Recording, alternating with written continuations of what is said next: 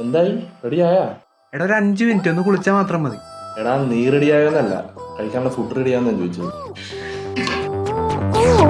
അതെ, ഒരു വീടെടുത്ത് താമസിക്കുമ്പോഴത്തേക്ക് അവിടുത്തെ റെന്റ് മാത്രം ഷെയർ ചെയ്താൽ പോരാ, ബാക്കി കാര്യങ്ങളും കൂടി ഷെയർ ചെയ്യണം. അറ്റ്ലീസ്റ്റ് ഫുഡ് ഉണ്ടാക്കണ കാര്യമെങ്കിൽ. എടാ ഫുഡിന്റെ കാര്യത്തിലൊക്കെ നീ ഒരു പ്രോ അല്ലേ? അതല്ലേ ഞാൻ ഈ കാര്യത്തിലൊന്നും ഇടപെടാത്തെ.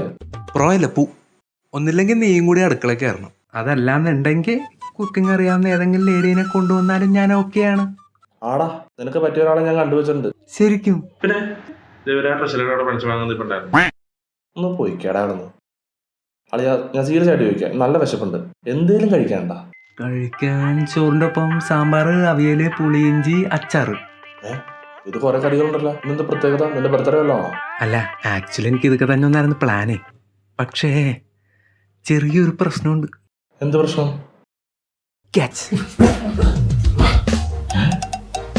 സാമ്പാറുണ്ട് പക്ഷേ സാമ്പാർ പൊടിയില്ല, അവിയലുണ്ട് പക്ഷേ കഷ്ണങ്ങളൊന്നുമില്ല, പുളിയിഞ്ചിയുണ്ടല്ലോ പുളിയില്ലെന്നല്ലേ ഉള്ളൂ, ഇത്രയും പോരേടാ.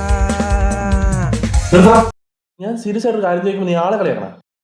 അയ്യോ, ഞാൻ ആളെ കളിയാക്കിയതല്ല. ഇവിടെ കറി വെക്കാനായിട്ട് ഒന്നുമില്ലെന്നുള്ള കാര്യം കഴിഞ്ഞ ഒരാഴ്ചയായിട്ട് ഞാൻ പാട്ട് പാടിക്കൊണ്ടിരിക്കുക. അതിനോട് ട്രെൻഡിങ് മ്യൂസിക് ഇട്ട് കൊടുത്തുന്നുള്ളൂ. ഇനി അത് കേട്ടിട്ടെങ്കിലും നീ ഒന്ന് ശ്രദ്ധിക്കട്ടെ എന്ന് വിചാരിച്ചു. അളിയാ, വിശക്കണം, സീരിയസ് ആയിട്ട് ചോദിക്കാം, എന്തേലും കഴിക്കാണ്ട? ഒരു സാധനമുണ്ട്, മീനച്ചാറ്. അപ്പൊ ഇനി മീൻ പിടിക്കാൻ ഞാൻ പോണായിരിക്കും. വേണ്ട, ആളിത്തിരി സ്പെഷ്യലാ. സ്പെഷ്യലാ? എവിടെ കാണിച്ചേ?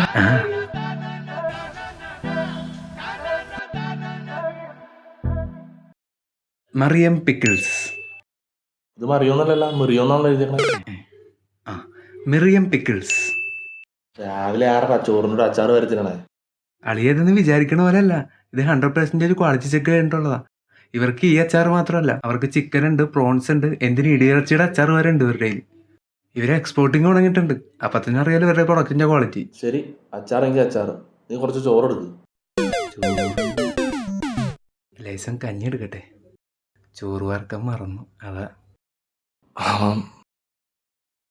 കിട്ടിയാ മതിയായിരുന്നു.